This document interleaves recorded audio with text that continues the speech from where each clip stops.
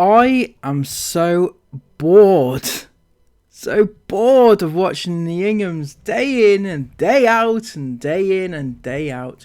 The only thing that I love about watching the Inghams is when they do something particularly, not exciting, but particularly controversial and funny and good enough for me to take the piss out of them, because that's what I do, right? That's what I grew my channel on, taking the piss out of people, right? And I enjoy that. It's funny, right? Not bullying. It's funny, right? Piss taking, not bullying. Funny, yeah. So I've been watching Inghams for many moons, and it feels like a lifetime. It actually does feel like a lifetime, I'm not going to lie. They used to be more watchable. I've said this multiple times before. They used to be someone I wasn't bothered about watching. I mean, I could watch them.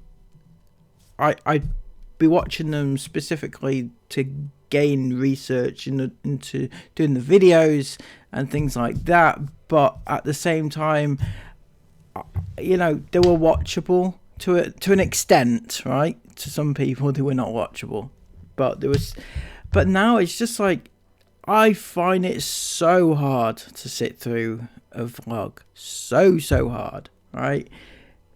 And I've got to do it at least twice to do a video, which is why quite often you find when I'm doing my reactions that I'm skipping and not saying much of anything at any point, because I'm literally skipping through when I'm reacting to it, because it's got to the point where I just can't be bothered sitting through it again.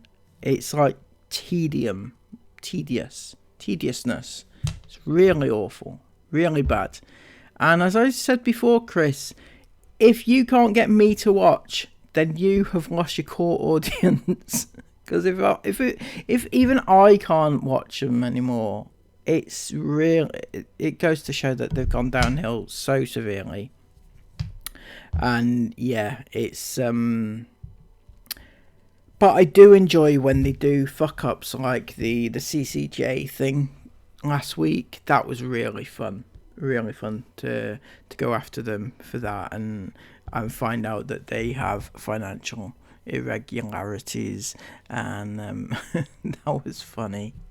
Just can imagine Sarah's face and the arguments that followed.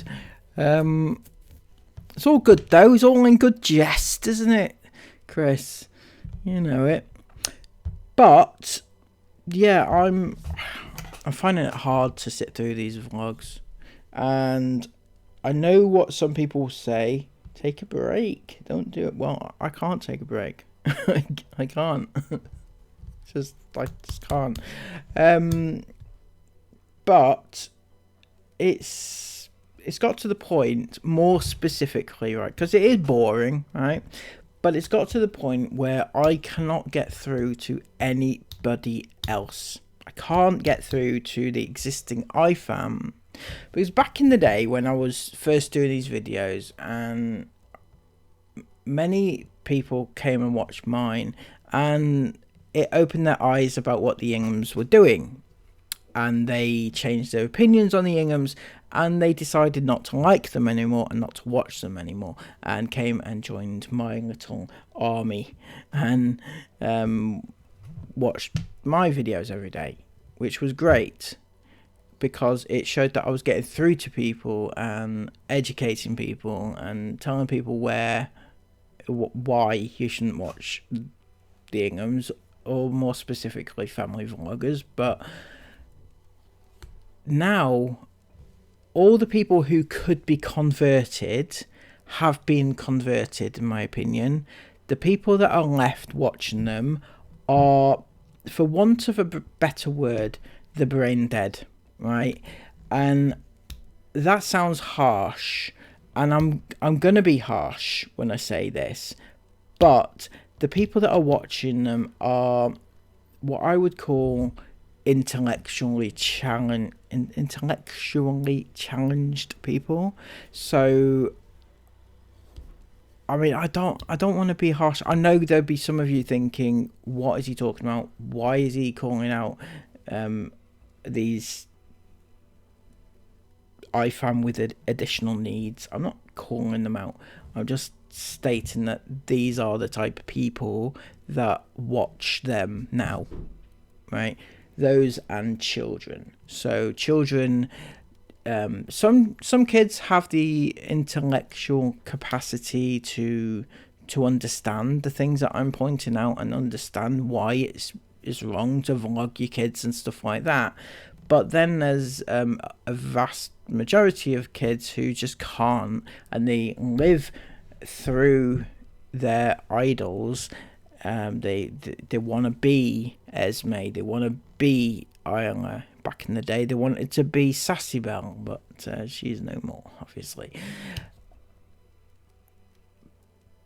But they can't differentiate between like family and the iFamily, because they think that they are part of the iFam, part of the Ingham family, and they want to be the Inghams, and they want to be with the Inghams, and they want to support the Inghams, and no matter what you do, they will defend the Inghams. These are the kids, right? But when you move on to the adults who are supporting them, the vast majority of the adults there will defend them no matter what. It doesn't matter. They cannot see beyond Chris and Sarah are lovely parents, right?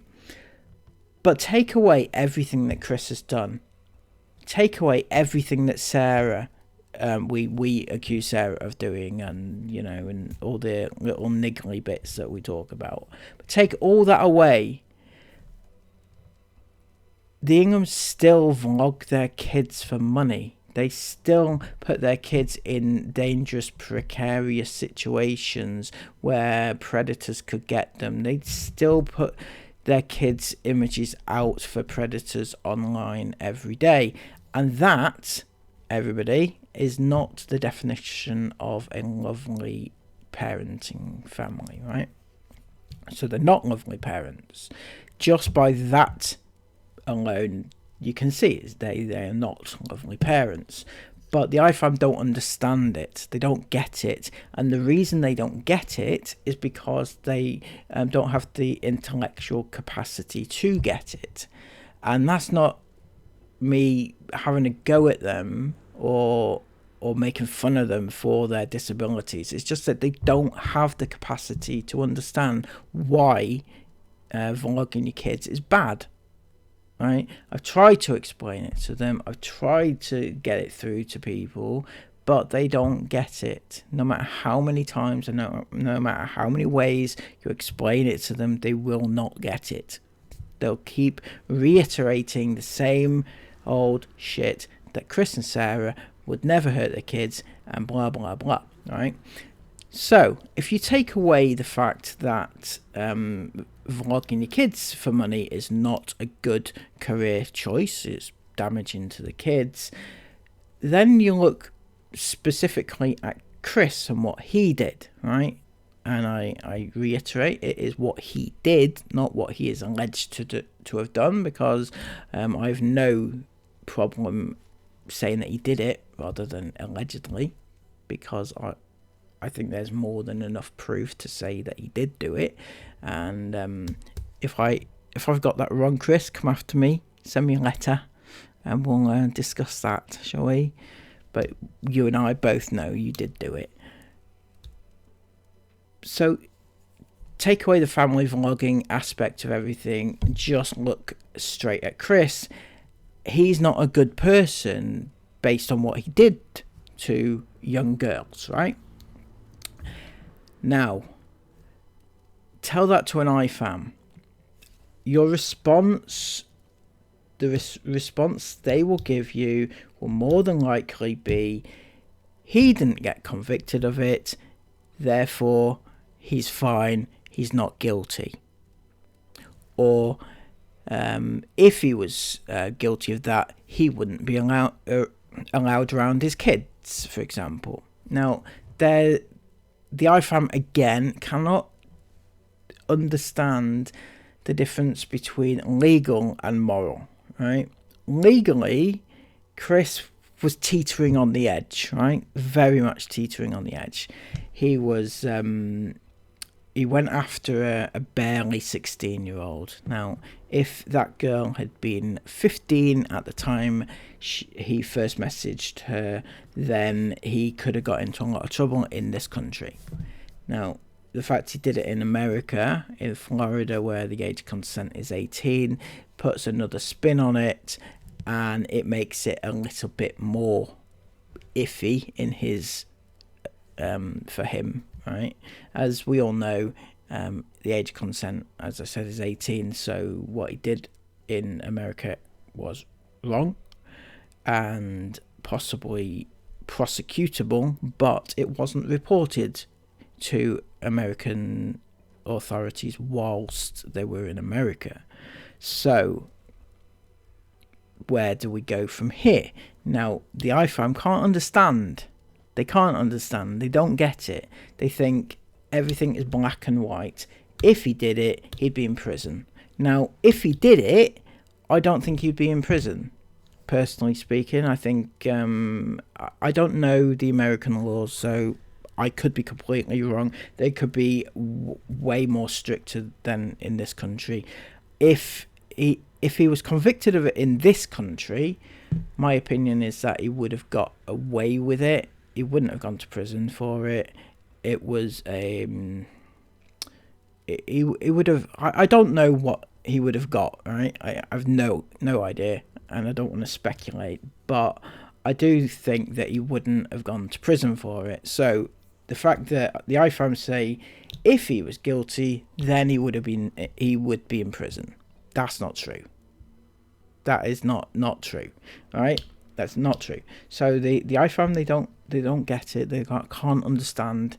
If he was guilty, that he must be in prison. He's not in prison, so he's not guilty.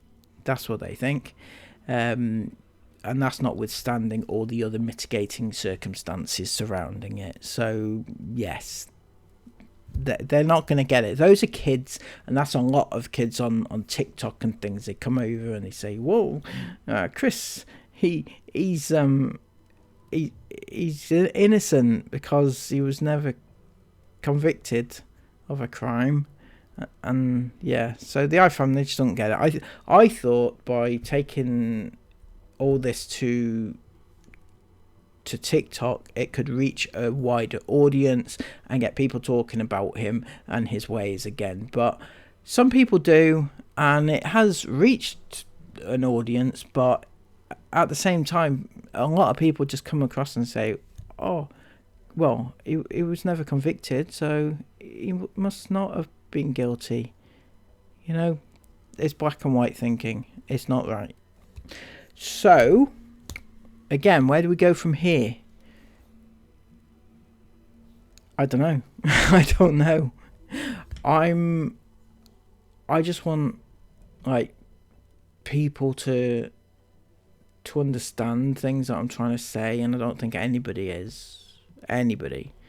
I don't say much on the reaction videos these days, as I mentioned, because there's not much to say, and I also don't feel like people listen anyway to things I'm saying on my videos. They're not really relevant, many of them, to child protection. A lot of the comments I make anyway, one or two, and sometimes when I talk about child protection, nobody's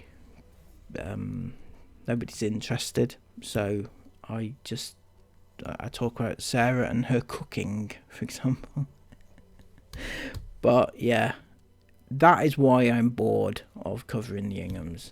That's not to say I'm going to stop covering them, because I truly believe that they need to be taken off YouTube and just be put in a bin somewhere in the corner, I feel. But I'm just stating that I'm bored. I've had enough. I want people to listen to what I've got to say, and they're not. So any suggestions would be greatly appreciated. Thank you all so much for listening to today's rant of mine. Please give a thumbs up if you have appreciated it, I guess. Comment all of your thoughts about it down below, and subscribe to the channel if you are new.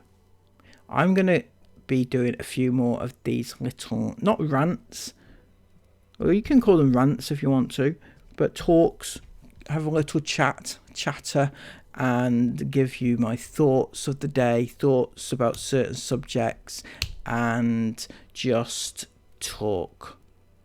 Right? I have things to say, and sometimes it's appreciated. No, that's harsh, isn't it? It's always appreciated. Yeah. But let me know what you think in the comments down below about anything that I've mentioned here. And I will catch you again soon in another video. Take care of yourselves, and bye-bye.